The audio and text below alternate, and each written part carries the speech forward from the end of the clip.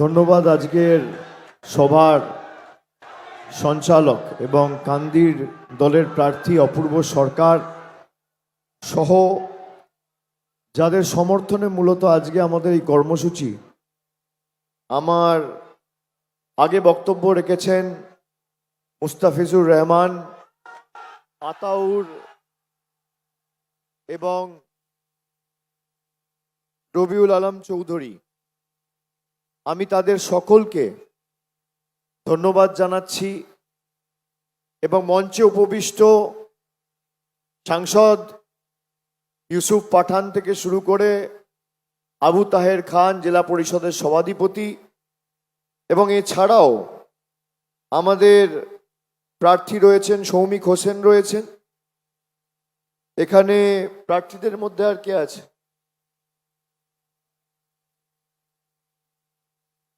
বাকি নেতৃবৃন্দ যারা রয়েছেন তাদের সকলকে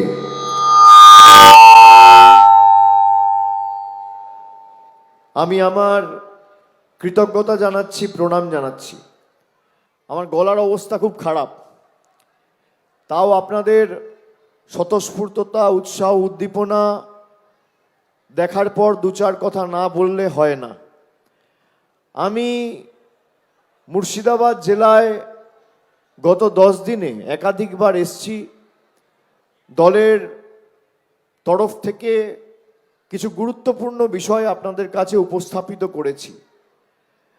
আমি প্রথমেই আপনাদের বলি যে আমরা এমন লোকেদের এবার প্রার্থী করেছি যারা জেতার পর সর্বক্ষণের মানুষের প্রতিনিধি হয়ে আপনাদের কাজ করবে। এই ভূমিপুত্রদের আমরা সুযোগ দিয়েছি। একদল রাস্তায় নেমেছিল নির্বাচন ঘোষণা হওয়ার আগে মানুষকে ভুল বুঝিয়ে বিজেপির হাতকে শক্ত করতে, বিজেপির বি টিম এবং সি টিম। আমি আগেই বলেছিলাম যে মুর্শিদাবাদ জেলায় বিজেপির 3টে এজেন্সি কাজ করছে। একটা এজেন্সির মাথার উপর রয়েছে জ্ঞানেশ কুমার, যে গরিব মানুষের নাম কাটছে, ভোটাধিকার ক্ষমতা কেড়ে নিচ্ছে। সেকেন্ড এজেন্সি, তার মাথার উপর রয়েছে অধীর চৌধুরী। আর থার্ড এজেন্সি, তার মাথার উপর রয়েছে হুমায়ুন কবির। গত 2 দিন আগে যে চাঞ্চল্যকর ভিডিও জনসমক্ষে এসছে, আপনারা সেই ভিডিও সবাই দেখেছেন। মুর্শিদাবাদ জেলায় যাদের নাম এসআইআর এ লজিক্যাল ডিসক্রিপেন্সির নামে বাদ দিয়েছে, আমি আপনাদের কথা দিয়ে যাচ্ছি 2021 সালের প্রাক্কালে আমরা বলেছিলাম যে এনআরসি এখানে আমরা হতে দেবো না। 5 বছর হয়ে গেছে, বাংলা এনআরসি হয়নি। যাদের নাম বাদ গেছে, গায়ের জোরে নির্বাচন কমিশন বাদ দিয়েছে, আমাদের প্রথম অঙ্গীকার শপথ 4 মে মমতা ব্যানার্জির সরকার, মামাটি মানুষের সরকার তৈরি হবে। 1 মাসের মধ্যে আপনারা সকলে ভোটাধিকার ফিরে পাবেন। আপনারা এই দেশের নাগরিক, এই রাজ্যের নাগরিক। কেউ এটা নিয়ে চিন্তিত বা আতঙ্কিত হবেন না।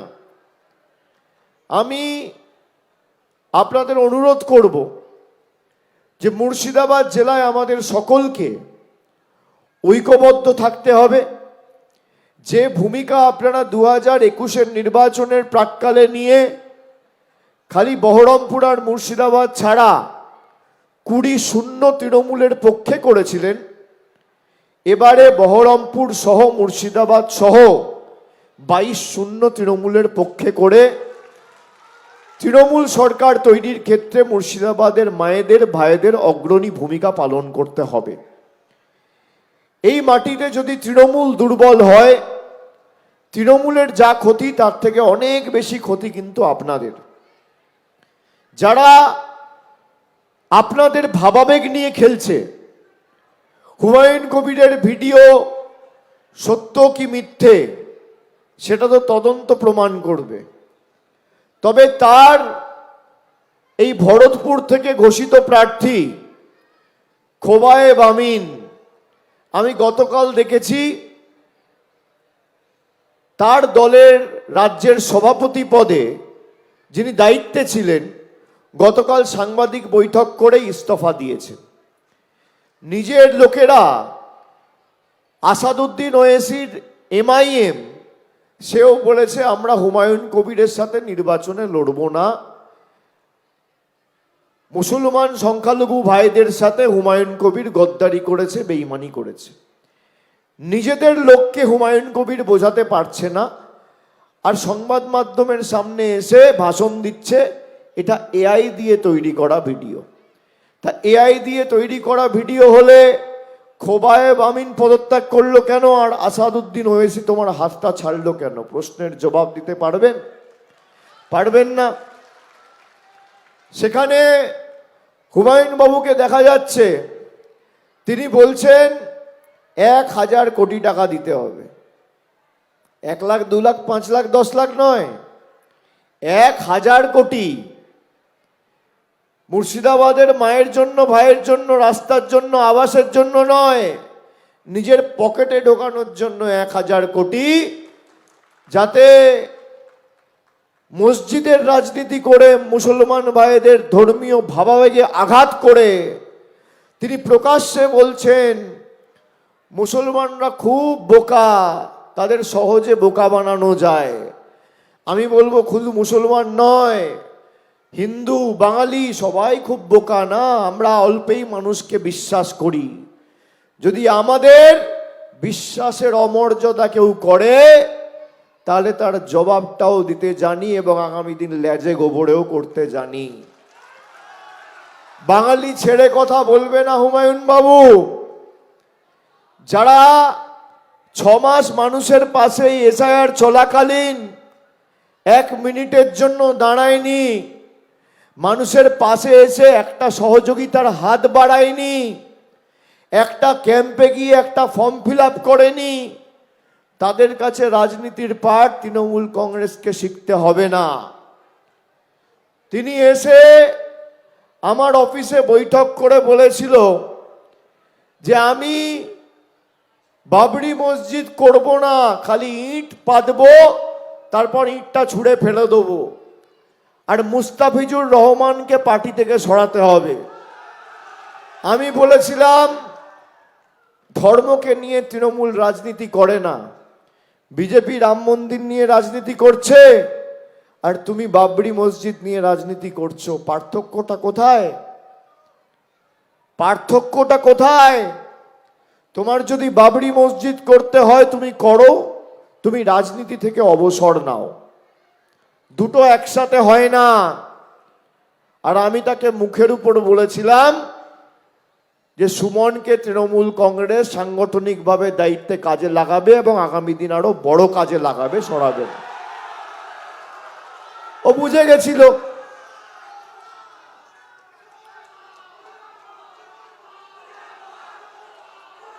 একইভাবে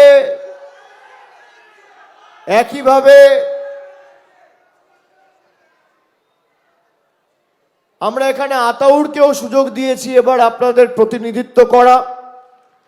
দীর্ঘদিন রবিয়ালদা এখানের অভিভাবক হিসেবে রেজিনগরে কাজ করেছেন, একদম পাশেই বেলডাঙ্গা, এখানে হাসানও রয়েছে, হাসানুজ্জামান, সেও দীর্ঘদিন বিধায়ক ছিল, এখনো একদম 100% দিয়ে প্রচারে ঐক্যবদ্ধ হয়ে সবাই কাজ করছে। আগামীর লড়াই বিজেপি কংগ্রেস মিম ডিম জুপ ঝুপ যত 2 নম্বরই বিটিমগুলো পড়ে রয়েছে ঝেঁটিয়ে বিদায় করে মুর্শিদাবাদে তৃণমূলের শক্ত ঘাঁটি হিসেবে আবার এই মুর্শিদাবাদ জেলাকে প্রতিষ্ঠিত করে 4র্থবার মামাটি মানুষ সরকারের ক্ষেত্রে আপনাদের সকলকে অগ্রণী ভূমিকা নিতে হবে। আর আমি কথা দিয়ে যাচ্ছি যে ভালোবাসার ঋণে আপনারা সকলে আমাকে আবদ্ধ করেছেন, ভরতপুর, রেজিনগর, বেলডাঙ্গা, কাঁদি, রানীনগর, হরিহরপাড়া, যেখান থেকে আজকে মায়েরা দেখছেন, শুনছেন, সমাজ মাধ্যমে দেখছেন, 22টা আসনের উন্নয়নের দায়িত্ব দায়ভার আমি আমার কাঁধে তুলে নিয়ে যাচ্ছি। উন্নয়নের মাধ্যমে এই ভালোবাসার ঋণ পরিশোধ করব। এখানে 2024 সালে ভরতপুরে 7 কোটি টাকা খরচ করে ITI কলেজ করেছে আমাদের সরকার। 20 শয্যার ভরতপুর হাসপাতাল নির্মাণ করা হয়েছে। ভরতপুর তালগ্রাম রোড 9 কোটি টাকা খরচ করে দীর্ঘ 5 কিলোমিটার রাস্তা তৈরি করা হয়েছে। আলুগ্রাম হয়ে অঙ্গরপুর মদনপুর কানেক্ট করার যে রাস্তা, 4 কিলোমিটার রাস্তা 5 কোটি টাকা খরচ করে আমাদের সরকার করেছে। 86 লক্ষ টাকা খরচ করে তালগ্রামে কমিউনিটি হল হয়েছে। একাধিক এলাকায় সালার, সালু, তেনিয়া, বৈদ্যপুর জেলা পরিষদ থেকে আমাদের জেলা পরিষদের মেম্বাররা সুমন সহ প্রায় 6 কোটি টাকা খরচ করে রাস্তাঘাটের কাজ হয়েছে। রেজিনগরে 80টির বেশি গত 2 বছরে পথশ্রী রাস্তা হয়েছে। বেলডাঙ্গা 2 পূর্ব ব্লকে স্বাস্থ্যকেন্দ্র হয়েছে। রেজিনগরে বাংলা আবাস যোজনায় 10,000 গরিব মায়েরা, ভাইয়েরা, পরিবারের সদস্যরা রাজ্য সরকারের মারফত গত 2 বছরে বাংলার বাড়িতে 1,20,000 টাকা করে পেয়েছেন। ভরতপুর বিধানসভায় 10,451 জন বাংলায় বাড়ি পেয়েছেন। লক্ষ্মীর ভাণ্ডার মায়েরা আছেন, রেজিনগরে পেয়েছেন 93,000 আর ভরতপুরে পেয়েছেন 91,000, এখনো পাচ্ছেন। খাদ্য সাথী এখানে রেজিনগরের ক্ষেত্রে 3,56,000 গরিব ভাইয়েরা, মায়েরা প্রত্যেকে বিনামূল্যে প্রতি মাসে রেশন পেয়েছেন, এখনো পাচ্ছেন। আর ভরতপুরের ক্ষেত্রে 3,94,000 জন খাদ্য সাথীতে এখনো উপকৃত হয়ে চলেছেন। কৃষক বন্ধু রেজিনগরে 48,000 আর ভরতপুরে 67,000 জন আর্থিক সাহায্য পেয়েছেন। এবার আসি যুবসাথী, 19,000 জন রেজিনগরে যুবসাথীতে 1,500 টাকা পেয়েছেন। আর ভরতপুরে 25,000 জন ইতিমধ্যেই যুবসাথীতে 1,500 টাকা করে পেয়েছেন। যারা পাওনি, শোনো আমার কথা, যারা পাওনি, নির্বাচনী বিধি চলার কারণে নতুন করে কোনো ফর্ম জমা নেওয়া হচ্ছে না 16 তারিখের পর থেকে। 4 তারিখ 4 মে ফল ঘোষণা হবে, ফর্ম ফিল আপ করবে। যারা মার্চ এপ্রিল পাওনি তারা মেতে টাকা পাবে। 21 থেকে 40-এর মধ্যে যারা রয়েছেন মাধ্যমিক পাস, কর্মসংস্থানের সুযোগ হয়নি, যুবসাথীর ফর্ম ফিল আপ করবেন। মুর্শিদাবাদ জেলায় এখনো পর্যন্ত 5,57,000 যুবক যুবতী যুবসাথী পেয়েছে। এছাড়া রেজিনগর বিধানসভায় রাস্তাশ্রী পথশ্রীতে গত 2 বছরে 119টি রাস্তার নির্মাণ, পুনর্নির্মাণ এবং সংস্কার করা হয়েছে। 102 কিলোমিটার রাস্তা, খরচ হয়েছে প্রায় 48 কোটি টাকা। আর ভরতপুরে পথশ্রী 3-4-এ প্রায় 90টি রাস্তা তৈরি করা হয়েছে, সংস্কার করা হয়েছে। প্রায় 95 কিলোমিটার রাস্তা, খরচ হয়েছে প্রায় 45 কোটি টাকা। এই টাকার হিসেব যদি বিজেপির কোনো প্রতিনিধি, হুমায়ুন কবির, অধীর চৌধুরী বা বিজেপির কোনো নেতা, সিপিএমের কোনো নেতা প্রমাণ করতে পারে যে তারা যখন ক্ষমতায় ছিল এই রেজিনগর আর ভরতপুরের জন্য আমি যা কাজের হিসেব দিলাম তার 10% কাজের হিসেব যদি সিপিএম কংগ্রেস দিতে পারে, আমি মুর্শিদাবাদের মায়েদের কাছে তৃণমূলের হয়ে ভোট চাইতে কোনোদিন আসবো না। আমার চ্যালেঞ্জ কংগ্রেস দীর্ঘদিন কেন্দ্রে ক্ষমতায় ছিল। গত 10 বছরে এই 22টা বিধানসভা জুড়ে মুর্শিদাবাদের বিস্তীর্ণ এলাকা জুড়ে যে কাজ হয়েছে, স্বাধীনতার 50 বছর পর কংগ্রেস সিপিএম মুর্শিদাবাদে করতে পারেনি। আপনাদের দীর্ঘদিনের দাবি বাবলা নদীর উপর লোহাদহ ঘাটের ব্রিজ। আমি কথা দিয়ে যাচ্ছি, মুর্শিদাবাদে তৃণমূল কংগ্রেসের জয়ের পরে আমরা নিশ্চিতভাবে আপনাদের এই দাবিকে অগ্রাধিকার দিয়ে দেখব এবং যত দ্রুত সম্ভব সমীক্ষা করে কাজ শুরু করা হবে। কিন্তু 22-0 করার দায়িত্বটা আপনাদের। আমাদের নেত্রী আজ থেকে 15 দিন আগে আমাদের দলের ইস্তাহার প্রকাশ করে 10 প্রতিজ্ঞার কথা বলেছে। তার মধ্যে প্রথম প্রতিজ্ঞা, যত বাংলার মহিলা রয়েছেন যারা লক্ষ্মীর ভাণ্ডার পাচ্ছেন, বিজেপি ভয় দেখাচ্ছে যে লক্ষ্মীর ভাণ্ডার বন্ধ হয়ে যাবে। আবার কালকে অমিত শাহ এসে বলেছে তারা নাকি 3000 টাকা করে মহিলাদের দেবে। আমার প্রথম চ্যালেঞ্জ বিজেপিকে, যে বিজেপি যে রাজ্যগুলোতে আছে, যদি একটা রাজ্যে 3000 ছেড়ে দিন, প্রত্যেক মহিলাকে আমাদের সরকার যেভাবে 1500 টাকা করে মাসে দিচ্ছে, যদি বিজেপির কোনো সরকার বা মুখ্যমন্ত্রী দিতে পারে, আমি রাজনীতি থেকে চিরতরে বিদায় নেব। আর দ্বিতীয়, যারা বলছে লক্ষ্মীর ভাণ্ডার বন্ধ হয়ে যাবে, আমাদের দলের প্রথম প্রতিজ্ঞা, আজীবন মায়েরা লক্ষ্মীর ভাণ্ডার পাবেন। যতদিন মমতা ব্যানার্জির সরকার বাংলায় থাকবে, আপনার লক্ষ্মীর ভাণ্ডার কেউ বন্ধ করতে পারবে না। আমাদের দ্বিতীয় প্রতিজ্ঞা, বাংলায় যত বাড়ি রয়েছে প্রত্যেকের জন্য, প্রত্যেকের বাড়িতে আগামী 5 বছরের মধ্যে নলবাহিত পানীয় জলের ব্যবস্থা আমাদের সরকার করবে।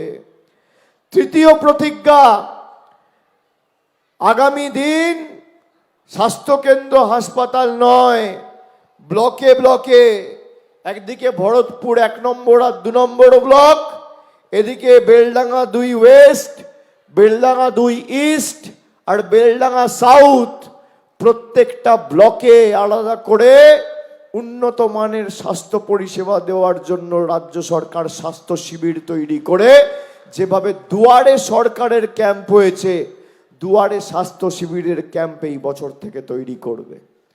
আমাদের চতুর্থ প্রতিজ্ঞা, যত বাংলায় প্রবীণ বয়োজ্যেষ্ঠ নাগরিকরা আছেন, যারা বার্ধক্য ভাতার ফর্ম ফিল আপ করেছেন, প্রত্যেকের বার্ধক্য ভাতা সুনিশ্চিত করবে আমাদের সরকার। আগামী দিন সরকার তৈরি হওয়ার পর যারা বার্ধক্য ভাতার আবেদন নিবেদন করেছেন বা আগামী দিন করবেন, সবার অ্যাকাউন্টে মমতা বন্দ্যোপাধ্যায় সরকার সরাসরি ডাইরেক্ট ব্যাংক ট্রান্সফার করে আর্থিক সাহায্য সহযোগিতা পৌঁছে দেবে, কেন্দ্র সরকার টাকা দিক আর না দিক।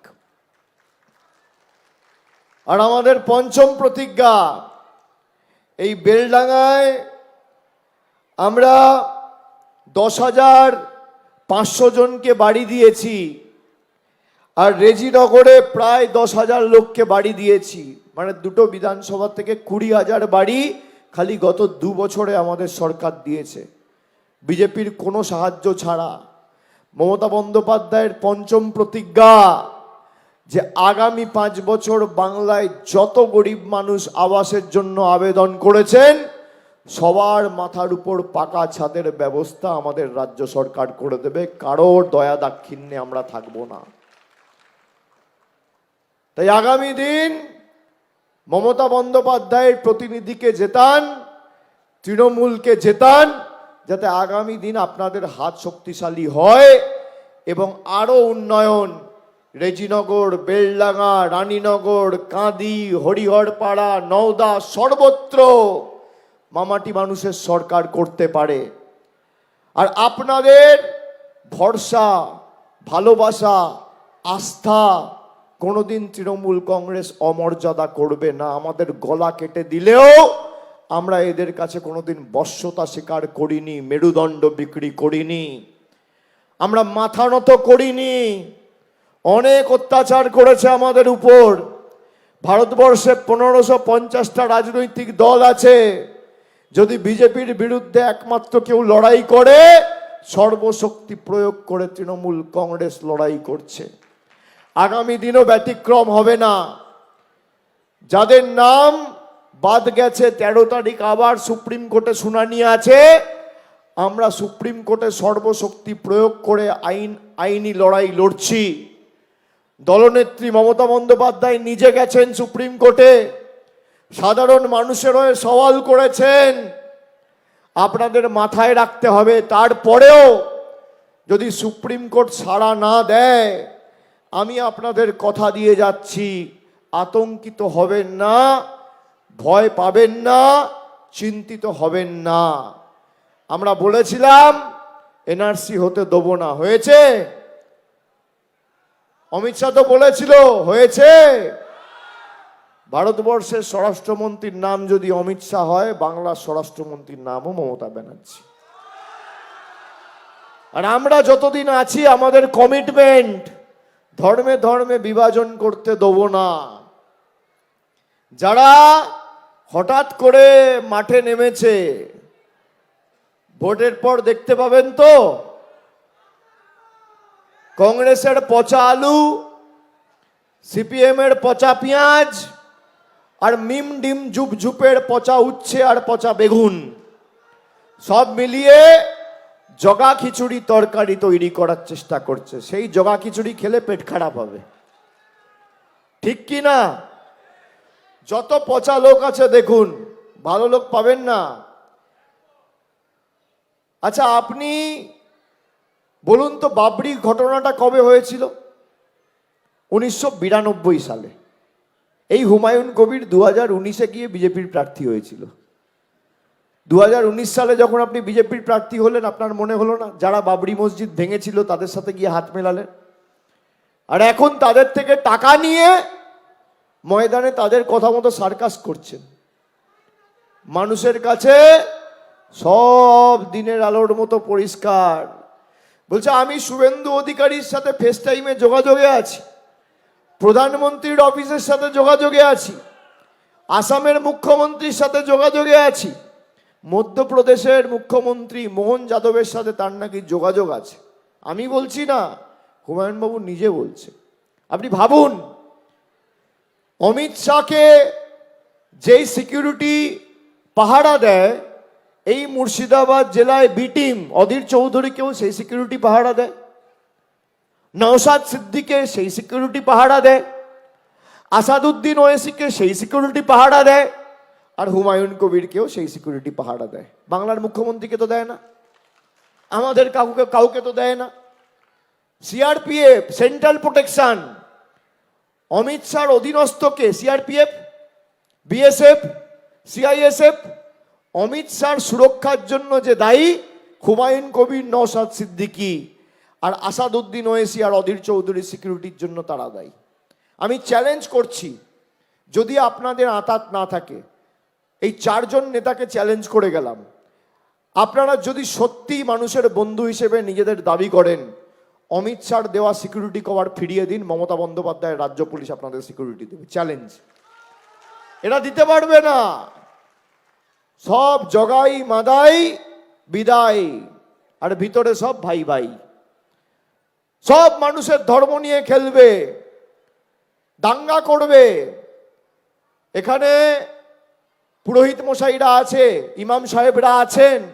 এই বাংলা সম্প্রীতির বাংলা, একতার বাংলা, নানা ভাষা, নানা মত, নানা পরিধান, বিবিধের মাঝে দেখো মিলন মহান। এই মুর্শিদাবাদ জেলা অষ্টাদশ শতাব্দে অবিভক্ত বাংলার রাজধানী ছিল। সেই মুর্শিদাবাদ জেলায় এই হুমায়ুন কবির, অধীর চৌধুরী আর নওশাদ সিদ্দিকী আর আসাদুদ্দিন ওয়েসির লোকেদের বিজেপির সাথে গোপনে আঁতাত এবং বন্ধুত্ব করার জন্য আজকে এখানে এসআইআর করছে। আমরা আইনত লড়াই করেছি, মাঠে ময়দানে লড়াই করেছি। বিচার ব্যবস্থার একাংশ এদের বন্ধু হয়ে গেছে। আমরা তাও লড়াই থেকে সরে আসিনি। আমরা বলেছি এর শেষ আমরা দেখে ছাড়ব।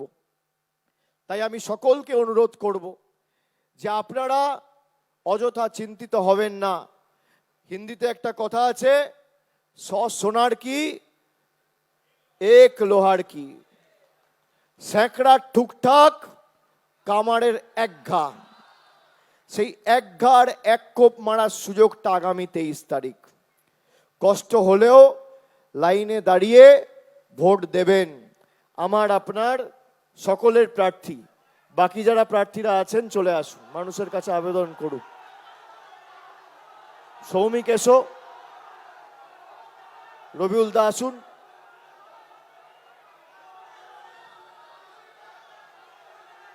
তৃণমূলের প্রার্থী, জোড়াফুলের প্রার্থী, মামাটি মানুষের প্রার্থী। এখানে সৌমিক হোসেন, অপূর্ব সরকার, আতাউর রহমান, মুস্তাফিজুর রহমান আর রবিউল আলম চৌধুরী 5 জন আছে। ব্যাপক ব্যবধানে জেতাতে হবে। আর 4 তারিখ ভোট বাক্স যখন খুলবে, বিজেপির বি টিমগুলো যেন চোখে পদ্ম ফুলের জায়গায় সর্ষে ফুল দেখে, সেটা সুনিশ্চিত করতে হবে। করবেন তো? কষ্ট হলেও, গরম বেশি পড়লেও, বৃষ্টি হলেও লাইনে দাঁড়িয়ে নিজের ভোটাধিকারটা প্রয়োগ করতে হবে। তৃণমূলের বোতামটা টিপবেন এখানে, আর ভূমিকম্পটা হবে গুজরাটে আর মধ্যপ্রদেশে। আর আমি কথা দিয়ে যাচ্ছি, আপনাদের যেখানে যে দাবি থাকবে, এমএলএ সহ এমনকি পঞ্চায়েতে যারা কাজ করে, গ্রাম সভায় যারা রয়েছেন, তাদের সাথে আমার পার্টি, আমার অফিস সরাসরি প্রতিদিন দৈনিক যোগাযোগে থাকে। যেখানে যা দাবি থাকবে, আমার সামর্থ্য সীমাবদ্ধ এখতিয়ার অনুযায়ী আমি আপ্রাণ চেষ্টা করব আপনাদের এই ভালোবাসার ঋণ উন্নয়নের মাধ্যমে পরিশোধ করা। আমি সকলকে আরেকবার আমার ধন্যবাদ, কৃতজ্ঞতা, প্রণাম, সালাম, শুভেচ্ছা জানিয়ে, আপনাদের সকলকে অভিনন্দন জানিয়ে আমার বক্তব্য শেষ করছি। জয় হিন্দ, বন্দে মাতরম, তৃণমূল কংগ্রেস জিন্দাবাদ, মামাটি মানুষের সরকার জিন্দাবাদ। জয় হিন্দ, বন্দে মাতরম, জয় বাংলা। আমাদের বাংলাদেশি বলেছে, আমাদের রোহিঙ্গা বলেছে, তাই তো? আমি মুর্শিদাবাদের মানুষকে একটা জিনিস অনুরোধ করব। 1 মিনিট ভাই, একটু শান্ত হ, 1 মিনিট। কোনো প্ররোচনায় আগামী 12 দিন কেউ পা দেবে না। আমার হাত জোড় করে অনুরোধ থাকবে, আবেদন থাকবে। আমার লোকসভা কেন্দ্রে একটা বিধানসভা আছে মেটিয়াবুরুজ, সেখানে অনেক সংখ্যালঘু ভাইরা থাকে। তাকে বিজেপির নেতারা অনেক ব্যঙ্গ বিদ্রুপ করে সংখ্যালঘুদের আক্রমণ করেছে। কলকাতা শহরের মধ্যে সবথেকে বড় জাতীয় পতাকা আমি মেটিয়াবুরুজে লাগিয়েছি। আমরা যে দেশপ্রেমিক, তার সার্টিফিকেট আমাদের বিজেপির থেকে নিতে হবে না। এই মুর্শিদাবাদ অষ্টাদশ শতাব্দে যে বললাম অবিভক্ত বাংলার রাজধানী ছিল, সেই মুর্শিদাবাদে আগামী দিন নির্বাচন হয়ে যাওয়ার পর রাজ্য সরকার নয়, দলের তরফ থেকে আমরা সবাই যারা মুর্শিদাবাদের লোকেদের বাংলাদেশি, রোহিঙ্গা বলে আখ্যায়িত করে, বাংলার মধ্যে সব থেকে বড় জাতীয় পতাকা এই মুর্শিদাবাদের মাটিতে আমি লাগাবো, কথা দিয়ে গেলাম। আর সেই অনুষ্ঠানে আমি আসব। আমাদের দেশপ্রেমীকে দেশপ্রেমের সার্টিফিকেট নরেন্দ্র মোদী আর যোগী আদিত্যনাথের থেকে নিতে হবে না। বিজেপির এমপি অনন্ত মহারাজ নরেন্দ্র মোদীকে বলছে বাংলাদেশি, অমিত শাহকে বলছে পাকিস্তানি। আমি বলছি না, বিজেপির এমপি বলছে। তো এদের 26-এ এমনভাবে জবাব দিতে হবে যে 29 অব্দি যেন আর সরকারের মেয়াদ না থাকে। আপনারা খালি 22-0 করুন তৃণমূলের পক্ষে, বিজেপিকে 50-এর নিচে নামানোর দায়িত্ব আমার, কিন্তু 22-0 আপনাদের করতে হবে। সকলে ভালো থাকবেন, সুস্থ থাকবেন। জয় হিন্দ, জয় বাংলা।